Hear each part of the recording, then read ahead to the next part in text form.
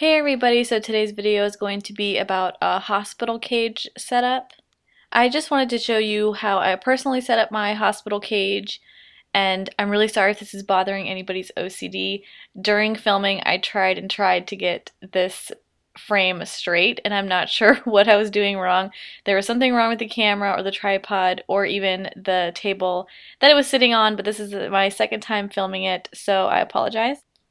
This is just a small pet store cage. It does have half-inch bar spacing since I primarily keep females, and some of mine can squeeze out of the inch bar spacing. But I think this is actually geared more towards like hamsters or even guinea pigs, which is kind of surprising since it's pretty small.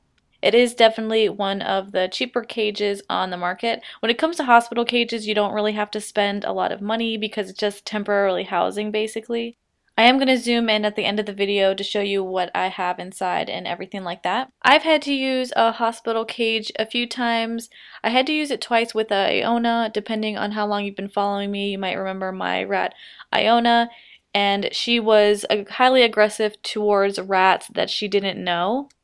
And during two separate introductions, she got into a big scuffle with another rat, and one of them, she really injured her hind leg, so I went ahead and put her in a hospital cage. She was in it for about a week because she was limping for quite a while. The vet gave her pain meds, but nothing was broken, so I just let her chill out in the hospital cage for about a week and then put her back in the big cage. They also make great homes for a rat or hamster or anything like that that is recovering from surgery. So anytime you're going to get them spayed or neutered or have a tumor removal, it's probably a good idea to put them in a hospital cage by themselves for the first few days, just to make sure that they can relax and eat on their own. They're not being pestered by anybody else or having their sutures or anything tugged on by any of the other rats. These cages also make great birthing cages. Since they have a higher pan at the bottom, you don't have to worry about any babies flopping out between any of the bars. I also used this cage for Sky when I first brought her home, kind of as a quarantine cage because she was sick, and she was so tiny when I first got her. She was super, super small.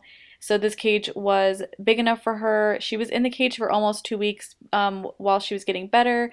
And since when I got her, she was hairless, I did put a heating pad at the bottom right there that was underneath this wooden house so she could have some heat there. I did get her during a cold spell outside, and she definitely loved it. She was always under that little house on top of the heating pad until it got a little warmer, and then she liked to jump up in the hammock. But that is definitely an option to put a heating pad underneath one side of the cage, just so in case they get too hot, they can move out to the opposite side and cool off for a little bit. I also almost always have the back of the cage covered up like I do here with a piece of fleece. It's normally the back and the sides, but you do want to keep it a little open since rats are prone to respiratory problems, but it just makes it feel a little more cozier, especially if it's a new rat that's a little nervous. It just makes them feel a little more secure, and it also keeps the heat in if they are going to be near a draft or something like that. Another thing that you want to keep in mind is cleanliness. And if you have a rat that's healing from something like an open wound or something like that, you want to use fleece bedding so no shavings or pieces of paper or anything gets stuck to that wound. You're also going to want to keep it super clean. I mean, spot cleaning once or twice a day, or just changing out the fleece every day depending on what they're healing from. This can definitely speed up the process and prevent an infection.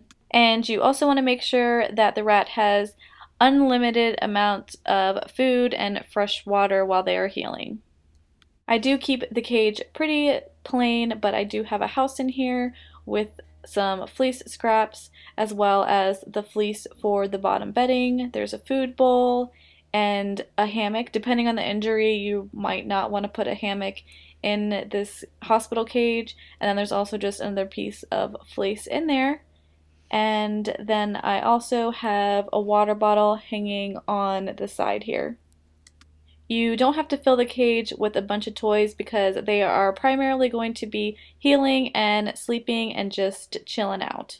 So that is it for this video. It's pretty simple, and I hope this video helped you guys. I will see you in my next one. Thanks for watching.